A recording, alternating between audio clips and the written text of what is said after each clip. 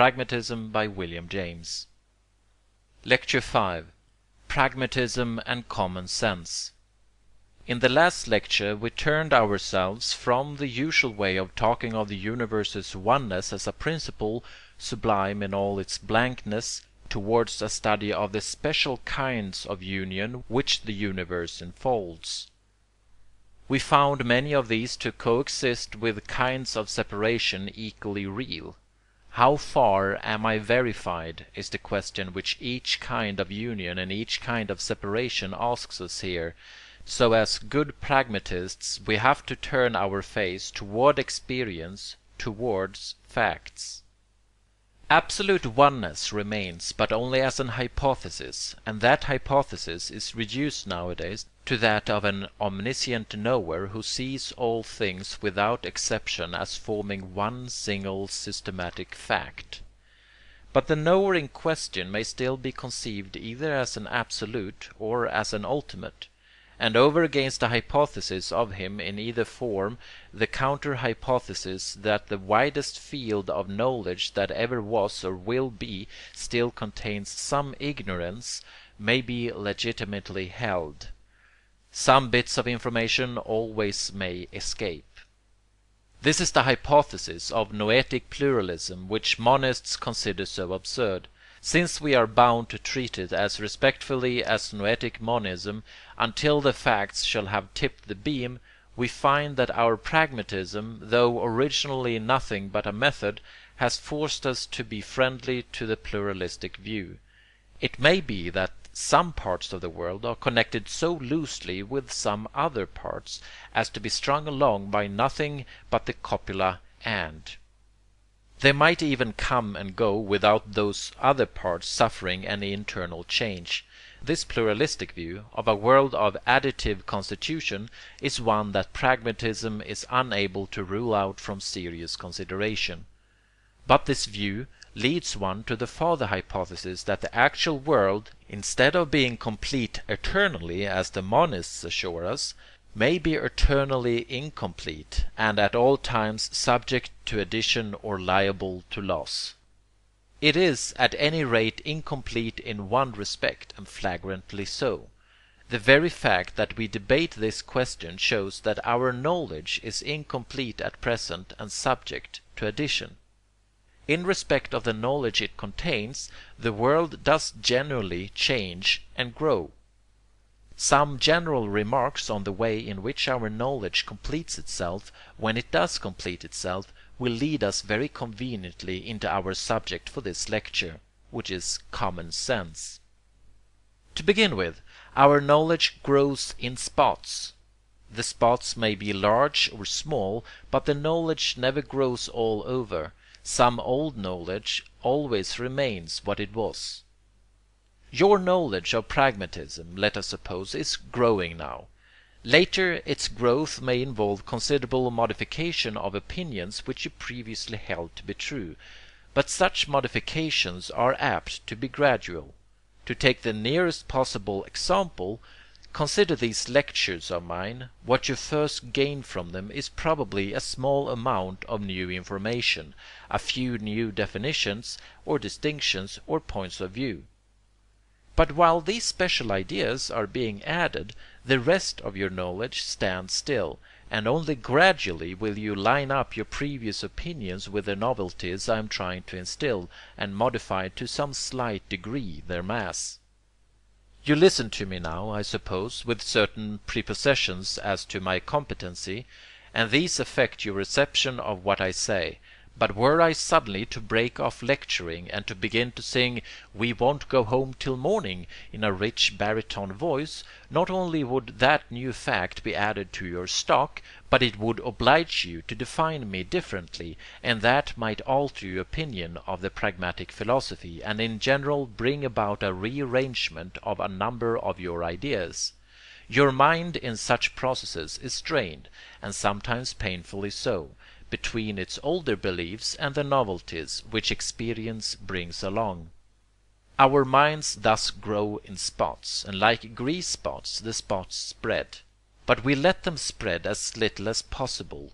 We keep unaltered as much of our old knowledge, as many of our old prejudices and beliefs as we can. We patch and tinker more than we renew. The novelty soaks in, it stains the ancient moss, but it is also tinged by what absorbs it. Our past apperceives and cooperates, and in the new equilibrium, in which each step forward in the process of learning terminates, it happens relatively seldom that the new fact is added raw. More usually it is embedded, cooked, as one might say, or stewed down in the sauce of the old. New truths thus are resultants of new experiences and of old truths combined and mutually modifying one another. And since this is the case in the changes of opinion of today, there is no reason to assume that it has not been so at all times. It follows that very ancient modes of thought may have survived through all the later changes in men's opinions. The most primitive ways of thinking may not yet be wholly expunged. Like our 5 fingers, our ear bones, our rudimentary caudal appendage, or our other vestigial peculiarities, they may remain as indelible tokens of events in our race history. Our ancestors may at certain moments have struck into ways of thinking which they might conceivably not have found, but once they did so, and after the fact, the inheritance continues. When you begin a piece of music in a certain key, you must keep the key to the end. You may alter your house ad libitum, but the ground plan of the first architect persists. You can make great changes, but you cannot change a Gothic church into a Doric temple. You may rinse and rinse the bottle, but you can't get the taste of the medicine or whiskey that first filled it wholly out. My thesis now is this: that our fundamental ways of thinking about things are discoveries of exceedingly remote ancestors, which have been able to preserve themselves throughout the experience of all subsequent time. They form one great stage of equilibrium in the human mind's development, the stage of common sense. Other stages have grafted themselves upon this stage, but have never succeeded in displacing it. Let us consider this common sense stage first, as if it might be final. In practical talk, a man's common sense means his good judgment, his freedom from eccentricity, his gumption, to use the vernacular word. In philosophy it means something entirely different. It means his use of certain intellectual forms or categories of thought. Were we lobsters or bees, it might be that our organization would have led to our using quite different modes from these of apprehending our experiences.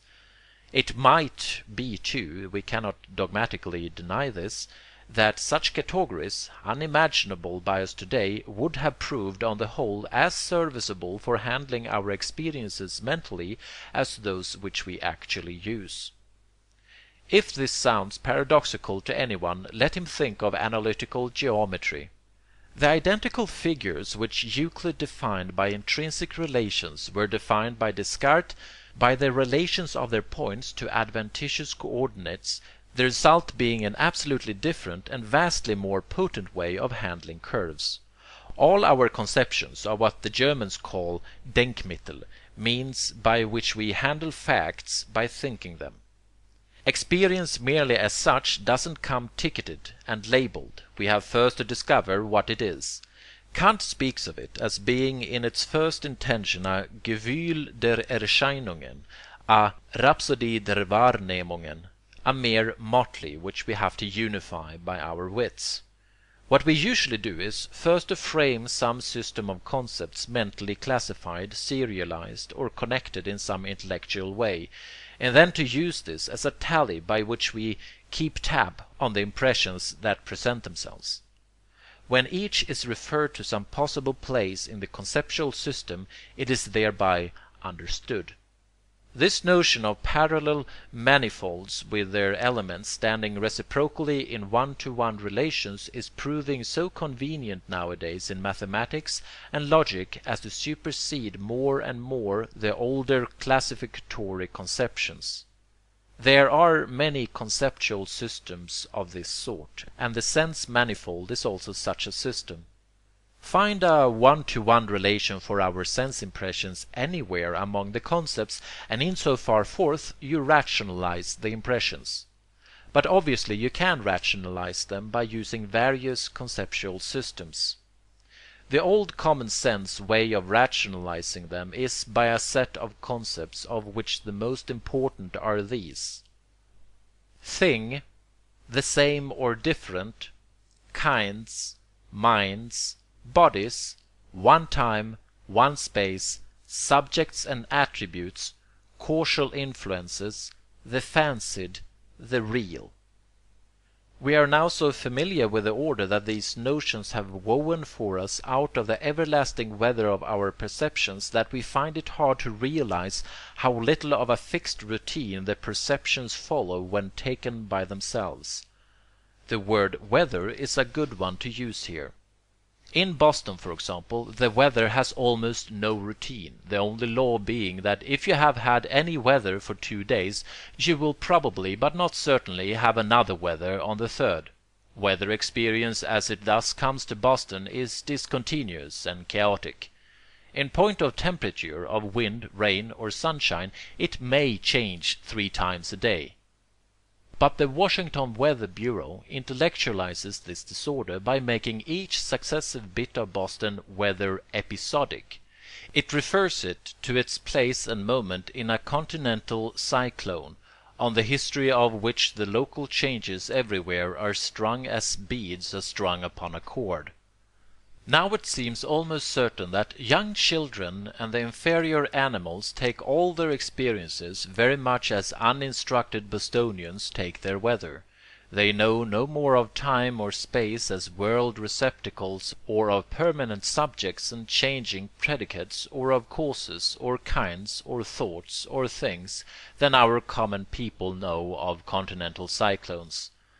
A baby's rattle drops out of his hand, but the baby looks not for it.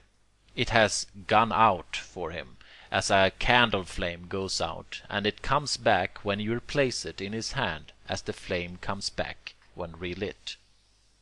The idea of its being a thing whose permanent existence by itself he might interpolate between its successive apparitions has evidently not occurred to him. It is the same with dogs. Out of sight, out of mind with them. It is pretty evident that they have no general tendency to interpolate things. Let me quote here a passage from my colleague G. Santayana's book.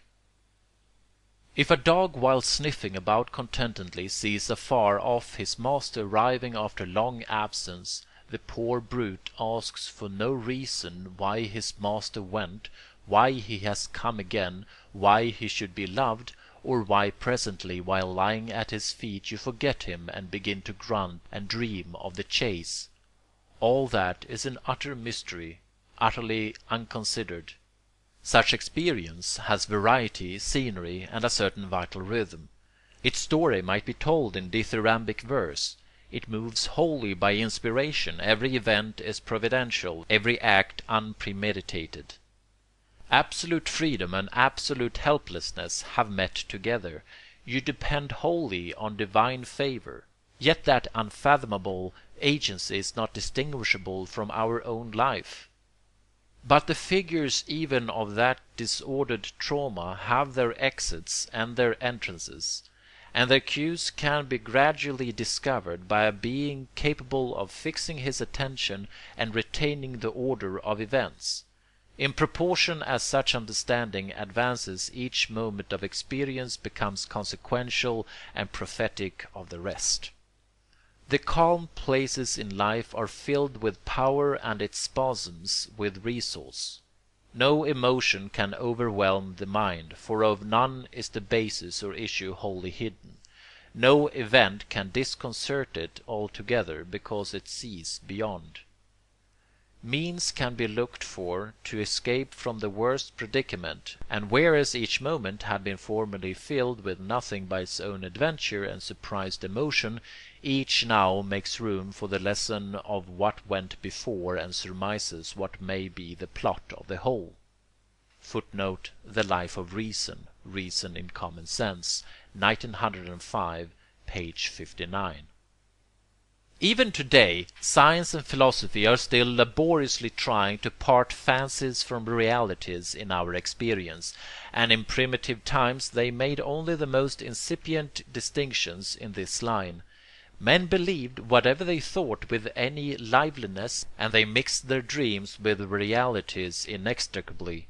The categories of thought and things are indispensable here. Instead of being realities we now call certain experiences only thoughts.